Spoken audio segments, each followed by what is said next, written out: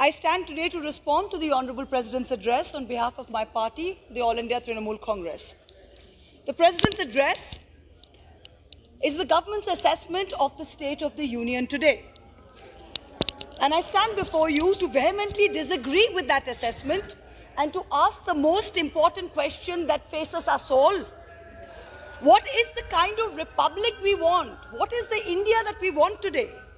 What is our idea of India that we are willing to stand up for, fight for, be abused for, get jailed for? Ours is a living constitution. It breathes as long as we are willing to breathe life into it. Otherwise, it's just a piece of paper, black and white, that can be smudged into shades of grey by any majoritarian government. An elected government bears the people's trust to uphold the constitution, both in letter as well as in spirit. If the government fails, we all fail. So it is not enough for Indians to sit back and watch and wish each other a happy Republic Day. This government wants to alter history. They are fearful of the future and they mistrust the present. Robert F. Kennedy in the 1960s had warned of such hateful forces. The Honourable President, early on in his address, speaks about freedom fighters who secured India's rights. He speaks of Guru Tegh Bahadur, V.O. Chidambaram Pillai and Netaji Subhash Chandra Bose. But this is just lip service. In reality, recalling India's past, a past of decency, a past of plurality, a past of secularism, makes this government very, very insecure. So the Disallow Republic Day floats from West Bengal, from Tamil Nadu, from Kerala, floats on Netaji, who taught us to say Jai Hind, floats on Subramaniam Bhartiyar, who said that even if Indians are divided, they are still the child of one mother. Floats on V.O. Chidambaram Pillai, who even when he was threatened with being imprisoned on sedition, refused to stop his political activity. And floats on Sri Narayan Guru, who picked up a rock and consecrated it as Erava Shiva. The invocation of an imaginary past, however, goes on and on. This government has reinvented Savarkar as a freedom fighter. The apology letter he wrote to the British, begging for release, is now being recast as some kind of strategic masterstroke. The appropriation of Bhagat Singh, who was staunchly anti-fascist. The appropriation of Sardar Vallabhbhai Patel, who banned the RSS after becoming Home Minister. The President's address refers to Netaji on multiple occasions. I will remind this Republic that this is the same Netaji who said, the government of India should have an absolutely neutral and impartial attitude towards all religions. Would Netaji have approved of a Hardwar Dharam Sansad that issues blood-curdling calls for Muslim genocide? On June 14, 1938, in Comilla, now Bangladesh, Netaji said, communalism has raised its ugly head in an all-out nakedness. Netaji's Indian National Army's insignia was Tipu Sultan's springing tiger. The same Tipu Sultan that you erased from our textbooks, after whom you cannot bear to name roads or sports stadiums. The INA's mottos were three Urdu words, Ittihad, Itmad and Qurbani. Unity, trust and sacrifice. The same Urdu language that this government is so delighted to replace with Hindi as the first and official language of Jammu and Kashmir. The President's address refers to Khadi being a symbol of consciousness under the leadership of Bapu. But the unholy Dharam Sansad's issue calls to kill Bapu all over again. You have already succeeded in glorifying Gandhi's assassins. But just for the sake of those children who will grow up watching Beating the Retreat without his favorite hymn, let me remind you of some of the lyrics. Come not in terror as the King of Kings, but kind and good, with healing in thy wings. Tears for all, a heart for every plea. Come, friends of sinners, abide with me. The President's speech lauds these great personalities for fighting for our rights, but in reality, the masters of our republic fear their own irrelevance if in future India and Indians are actually guaranteed the rights and liberties enshrined in our constitution. The Freedom House Report 2021 changes India's status from free to partly free. The World Press Freedom Index, India retains 142nd spot out of 180, remains one of the most dangerous places globally for journalists today. The Human Freedom Index 2020, measuring personal, civic and economic freedoms, puts India at 111th spot out of 160. You fear a future India which is comfortable in its own skin. What do I mean by this?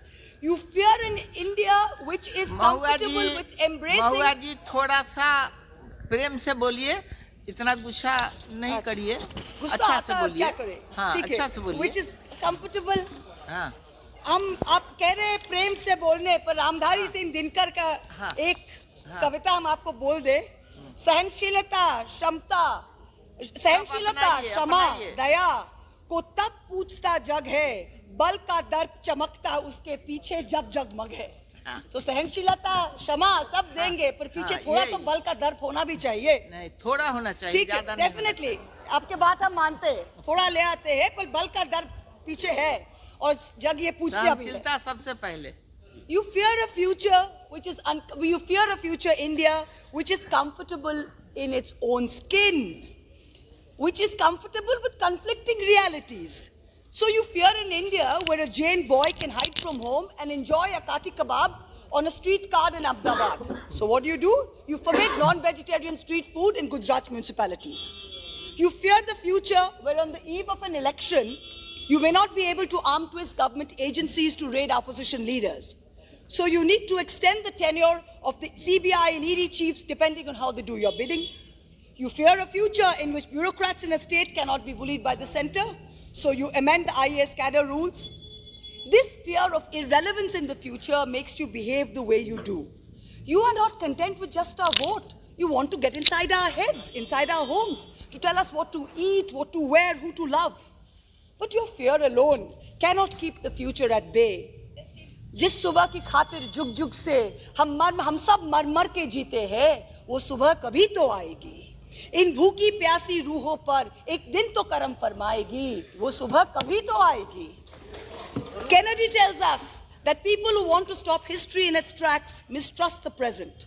This government mistrusts the very soul of our republic when it brings in an act to link Aadhaar cards to the right to vote, because you are creating enormous possibilities to disenfranchise genuine voters. You mistrust our Annadatas who repeatedly told you, don't bring in the farm laws. Even when you roll them back, I think it was more your fear of losing 70 seats in Western UP than any remorse you felt for the 700 plus farmers who passed away. You have still not guaranteed MSP in writing, one of the main demands. You mistrust the Jats, the Sikhs, anyone who stands up to you. And yet, the minute elections are around the corner, you shamelessly put on a pagdi and put out offers of alliances. But this time, the Chaudhrys will not forget. The Chaudhrys will not forget that the son of a sitting minister of this government mowed down 5 farmers, and it took 3 full days to arrest him, and that too after a horrified Supreme Court stepped in. I stand here today and ask you to remove the Minister of State, the Member of Parliament from Kerry, from office. Every minute that he continues in his chair is an affront to not only democracy, but to the very decency and self-respect of our polity. I shouldn't be standing here saying this. Your conscience should be telling you this. जब नाश पनुष पर आता है, तो पहले विवेक मर जाता है. The way the masters of our republic mistrust the present is most acutely illustrated by the Pegasus mess. And yes, I am going to say it because the Treasury benches brought down an entire government on 2G when 2G was still sub judice. So don't give me this sub judice. I will bring it up.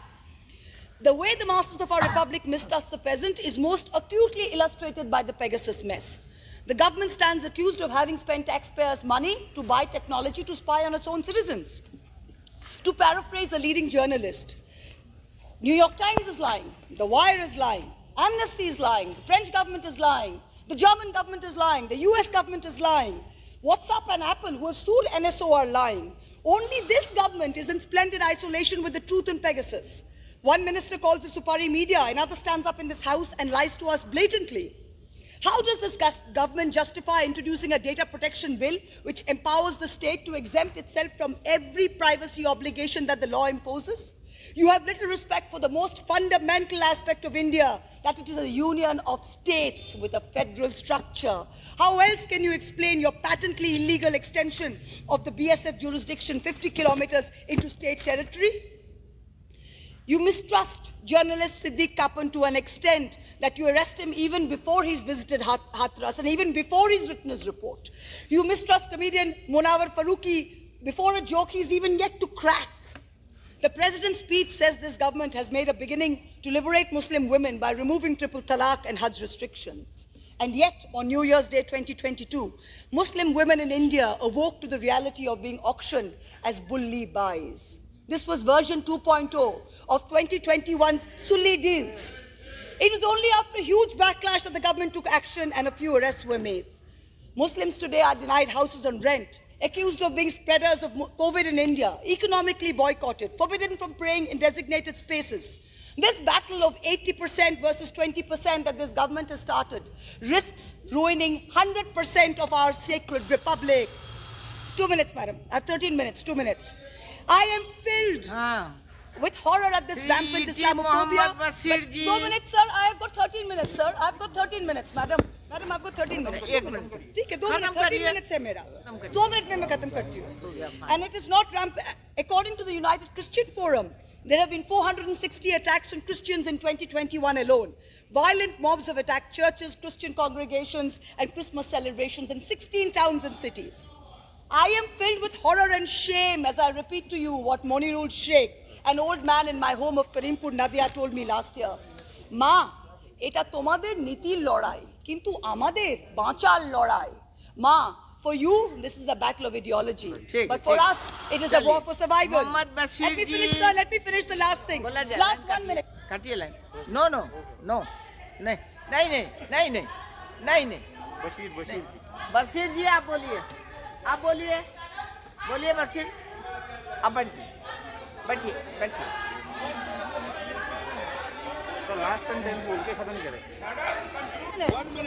13 minutes is not done, sir. 1 minute, madam, please. Thank you. 1 minute. But today, we as Indians need to realize one thing. If we are to save this republic, the onus lies on us. To all of you that I say, lawyers, actors, journalists, businessmen, who say this country needs a change, to all of you I say, you cannot choose the time of battle. The bugle has sounded. The citizens of our republic need to fight now.